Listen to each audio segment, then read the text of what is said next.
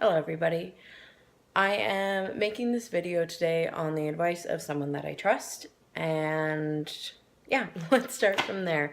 So for the past 2 months, I've been sharing my infertility journey with people through Instagram, and Instagram has felt like a very safe and anonymous space that I could actually post up posts, and people that are interested in infertility could find them. And if you're not, like, it doesn't really matter because all you see is a picture, and if you want to read the dialogue, you can read the dialogue, but making a video is a commitment. You click on it and then you watch it and you watch the words coming out of my mouth, and it's a little scarier, to be honest, posting a video about this than just, kind of hiding behind a photo on Instagram. But that is the purpose of posting this video today, is on this advice of someone that I trust. I want to be able to tell all of the individuals that are suffering from infertility that might not be ready to speak up about it, because it's not a nice topic to want to share with people that haven't actually experienced it,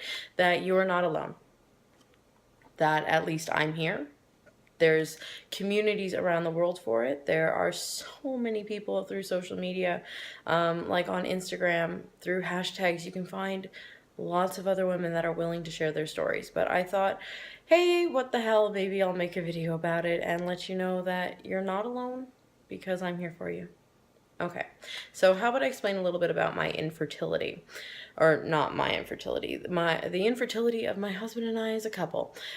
We have unexplained infertility, where basically we have had every test done possible, and the doctors were still not capable of diagnosing why we couldn't conceive a baby. So we had tried for about 3 years without any form of medication or doctor advice, because you go your entire early 20s trying not to get pregnant, and then when you're like, yeah, I'm gonna commit to this, it's like, oh, hey, wait, your body kind of wasn't meant for that, so you didn't have to take all that birth control.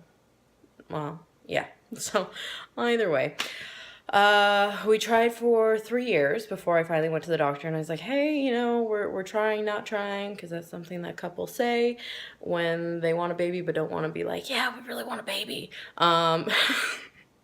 And said, yeah, we've been trying but haven't been successful. What are next steps? So we went through testing with our family doctor, which is just blood testing and a semen analysis for my husband, and that proved that there was like nothing wrong with us. So she said, okay, great, next steps, go to a fertility clinic. So the fertility clinic did the base testing again that our family doctor had done, but they also did other testing as well. I got to do a saline sonohysterogram, and if you've never had one of those, they're kind of uncomfortable. They basically shoot your uterus full of Kool-Aid that glows under an ultrasound. It's not really Kool-Aid, but yeah, they do actually fill up your uterus with a fluid that identifies whether or not your tubes are clear. And mine are 100% clear, and I ovulate every month, and my hormone levels are where they need to be.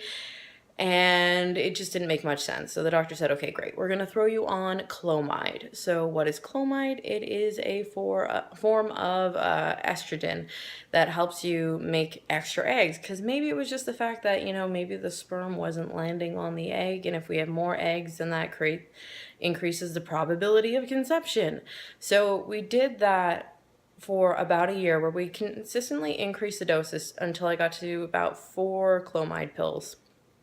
And my doctor finally said, you know what, you're interested in getting pregnant, obviously. You're coming back for an entire year, every month, to have them do ultrasounds of your uterus, which is not the best way to start your mornings. But why don't we go to an IUI? So we did an IUI last December, and it was actually successful. We unfortunately miscarried in April. And I'm going to cry a little bit. And I don't cry. Sometimes I cry pretty. But basically, we conceived a rare form of twins called Momo twins, or monochorionic monoamniotic. And what Momo twins are is when you can have non-identical twins, which means they 2 eggs fertilized. You can have identical twins, which is a monochorionic it's monodie. I can't remember what dye stands for. Which is where there's one egg, but it splits. So each baby has its own yolk sac, and the babies are kept separate. Now there's monochorionic, which can also lead to not just identical twins, but Siamese twins. My girls weren't Siamese, but they were identical Momo twins. So what led to their demise, I'm like trying not to stare at the camera because my crying eyes are intimidating me right now. But what led to their demise was cord entanglement. So basically, because they were only in one sac, and this is a 1 in 30,000 possibility of pregnancy, they tangled up in each other's cords, and we lost them. Yep. So this is all a part of my infertility journey. And the reason that we're sharing, or I'm sharing because my husband is a much more quiet, polite person than I am. I just have a big mouth. But so the reason that we're sharing about our infertility journey right now is for the sake of, after the miscarriage, I shared with everybody. Like, I told nobody that I was pregnant because we knew they were Momo twins. And when you're pregnant with Momo twins, every doctor looks at you like you're going to lose your babies. And that's what happened. But either way, I can tell you all more about that later on. Right now, I just want to tell you about the journey, okay?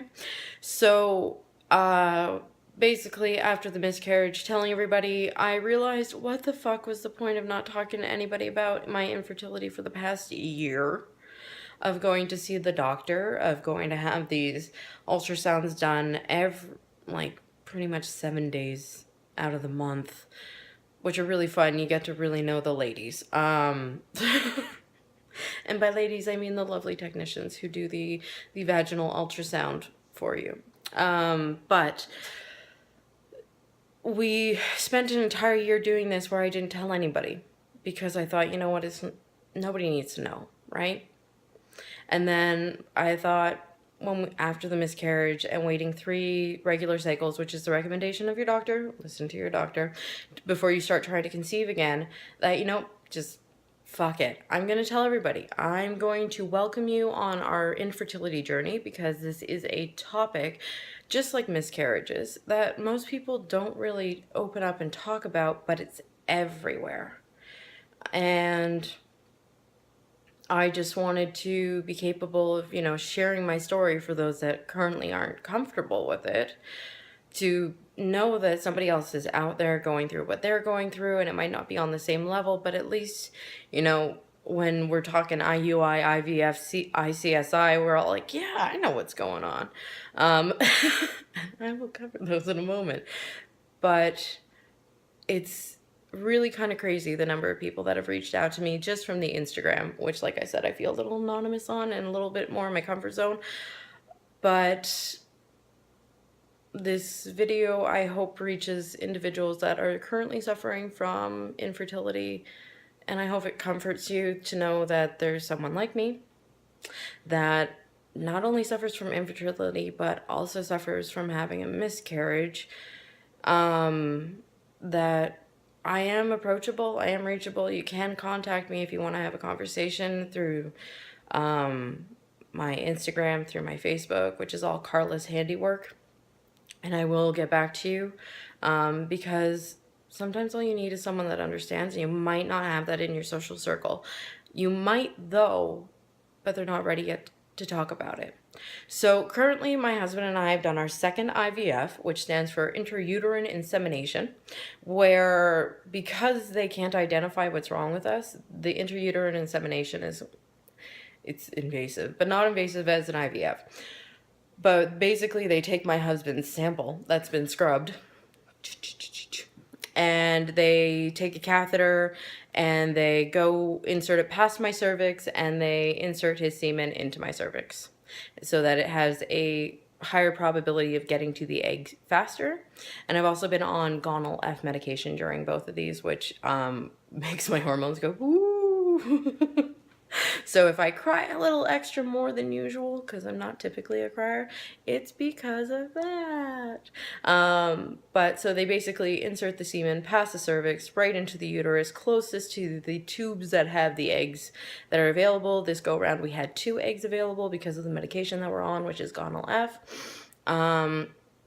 And so right now, if you've been following me on Instagram, you know that we're waiting until September 2nd to find out if we have conceived again.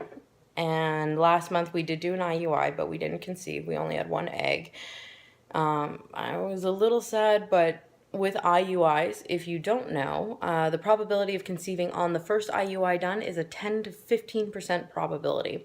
The more IUIs you do, the higher the probability goes, unless you've hit 6 IUIs, in which then your doctor will recommend that you turn to an IVF, which is a in vitro fertilization. So, my journey as it is currently, I am on to IVF number 3 of my lifetime, or sorry, IUI. Not IVF. IUI number 3 of my lifetime. 1 IUI I conceived on, miscarried. 1 IUI I did not conceive on, and I'm currently on my IUI number 2. So hopefully there's some stuff going on inside my uterus right now. Sounds a little weird, but hopefully there's something going on in there. And then if I find the courage to post another video and maybe collect my thoughts a little bit better before just spewing all this information out at you, I will put together another video of sorts where we talk about other things. But like I said, if you're suffering from infertility and don't have anybody in your life currently to talk to, and maybe haven't sought out an individual, I'm not a specialist by any means. I'm just a normal woman. But I can have that conversation with you if you are not ready to have that conversation with somebody that you know hasn't had infertility issues. And I can at least, you know, let you know that you're not alone. And there are lots of groups out there that you can become a part of, and talking to your doctor and all that fun stuff. So if you do need someone to talk to just because you're in the same boat as me and you feel a little alone, you can contact me at carlashandiwork@gmail.com, and I will get back to you, because you're not alone and I'm not alone. Okay, I hope you have a very good day. I am very proud of myself for not crying through this. Yeah, okay. Love you lots. Bye.